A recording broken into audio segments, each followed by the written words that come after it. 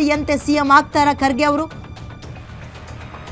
ರಾಜ್ಯ ಕಾಂಗ್ರೆಸ್ನಲ್ಲಿ ಖರ್ಗೆ ಪರ ವಿರೋಧ ಮತ್ತು ಚರ್ಚೆ ಆರಂಭ ಆಗ್ತಾ ಇದೆ. ಖರ್ಗೆ ರಾಜ್ಯ ರಾಜಕಾರಣಕ್ಕೆ ಬಂದ್ರೆ ಸ್ವಾಗತ ಅಂತ ಪರಮೇಶ್ವರ್ ಅವರು ಕೂಡ ಹೇಳ್ತಾ ಇದ್ದಾರೆ. ಖರ್ಗೆ ಬರಬಾರ್ದು ಅನ್ನೋಕೆ ಯಾರಿಗೂ ಅಧಿಕಾರ ಇಲ್ಲ. ಇತ್ತ ನನಗೂ ಸಿಎಂ ಸ್ಥಾನಕ್ಕೆ ಕೈ ತಪ್ಪಿತ್ತು ಅಂತ ದೇಶಪಾಂಡೆ ಅವರು ಮಾತಾಡಿದ್ದಾರೆ.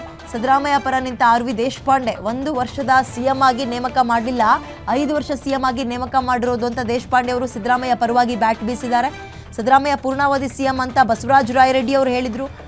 ಖರ್ಗೆ ರಾಜ್ಯ ರಾಜಕಾರಣಕ್ಕೆ ವಾಪಸ್ ಬರ್ತಾರೆ ಅನ್ನೋ ಚರ್ಚೆ ಹಿನ್ನೆಲೆಯಲ್ಲಿ ಸಿದ್ದರಾಮಯ್ಯನೇ 5 ವರ್ಷ ಸಿಎಂ ಅಂತ ಹಿರಿಯ ಶಾಸಕರುಗಳು ಅಥವಾ ಸಿದ್ದರಾಮಯ್ಯ ಬಣದ ಶಾಸಕರುಗಳು ಇದೀಗ ಜಪವನ್ನ ಮಾಡ್ತಾ ಇದ್ದಾರೆ.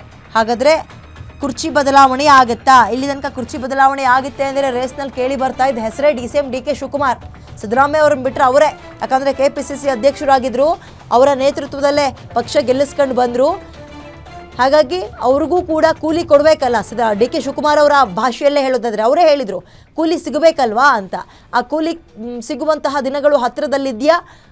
ಅಕ್ಟೋಬರ್ ಅಥವಾ ಸೆಪ್ಟೆಂಬರ್ನಲ್ಲಿ ಏನಾದರೂ ಕ್ರಾಂತಿ ಆಗುತ್ತಾ ಅನ್ನುವ ಚರ್ಚೆಯ ನಡುವಲ್ಲೇ ಈಗ ಖರ್ಗೆ ಅವರ ಹೆಸರು ತೇಲಿ ಬಂದಿದೆ. ಖರ್ಗೆ ಅವರ ಪರವಾಗೂ ಕೂಡ ಕೆಲವೊಬ್ಬರು ನಾಯಕರುಗಳು ಬ್ಯಾಟ್ ಬೀಸ್ತಾ ಇದ್ದಾರೆ. ಹಾಗಾದರೆ ಅಂತಹ ಒಂದು ಮಹತ್ತರ ಬದಲಾವಣೆ ಆಗುತ್ತಾ? ಸಿದ್ದರಾಮಯ್ಯ ಪರ ಮತ್ತು ಡಿ.ಕೆ ಶಿವಕುಮಾರ್ ಪರ ಅಂತ ಇದ್ದಂತಹ ಈ ಒಂದು ರೇಸ್ನಲ್ಲಿ, ಸಿಎಂ ಡಿ.ಸಿ.ಎಂ ರೇಸ್ನಲ್ಲಿ ಮಧ್ಯದಲ್ಲಿ ಈಗ ಖರ್ಗೆ ಅವರು ಕೂಡ ಎಂಟ್ರಿ ಕೊಡ್ತಾರ ಅನ್ನುವಂತಹ ಕುತೂಹಲ ಇದೆ.